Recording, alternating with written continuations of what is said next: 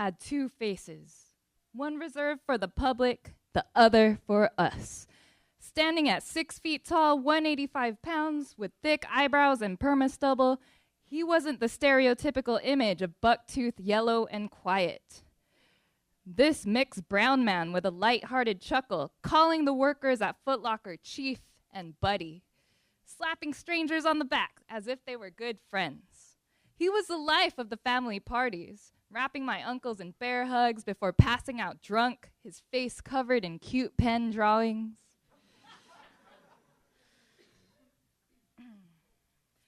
But at home, it was a complete 180.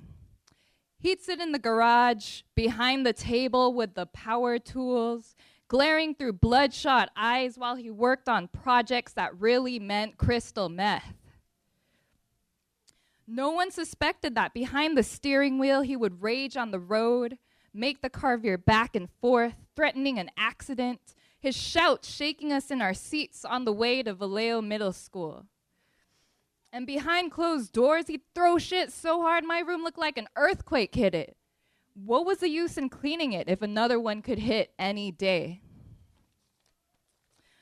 One time, he hit my mom so hard, her right ear lost all hearing. Maybe that's why she never listened to me. I watched it happen, 8 years old, with my hands clenched in prayer at my chest, back when I believed in God, when I believed in forgiveness, redemption.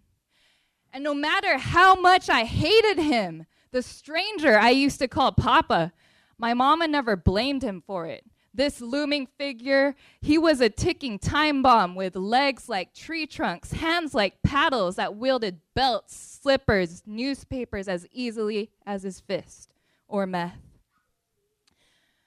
My first memory of him, my first memory at all, not that I chose it, was the time I spilled some nail polish in their bathroom, barely tall enough to reach the counter. It was an accident.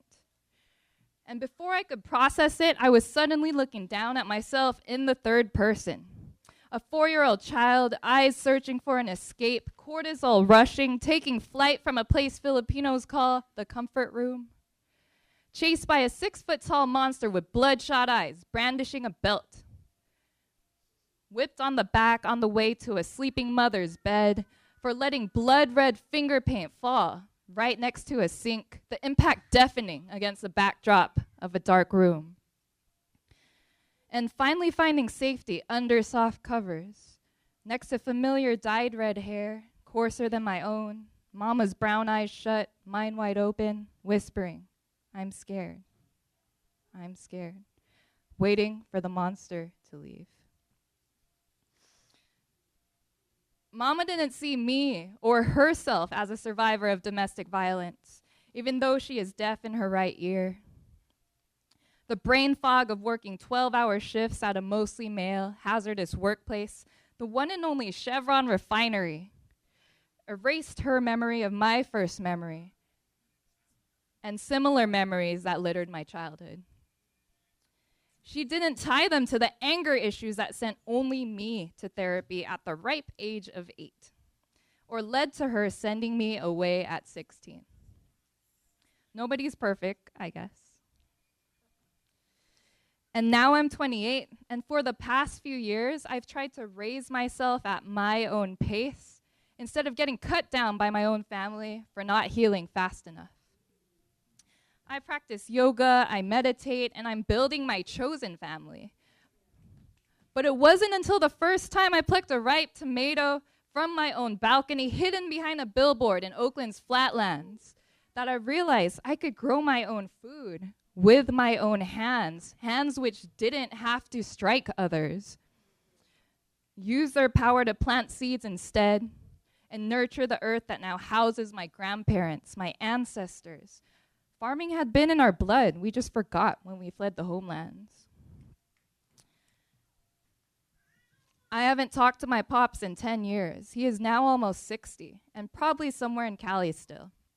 I wonder, why did my father choose a substance so synthetic, so destructive, to medicate and pass the time, instead of some natural herbs like the ones in the garden I've just planted? Why couldn't he grow and slang weed instead? Then I could tell people my pops was a helpless victim of a shitty drug war.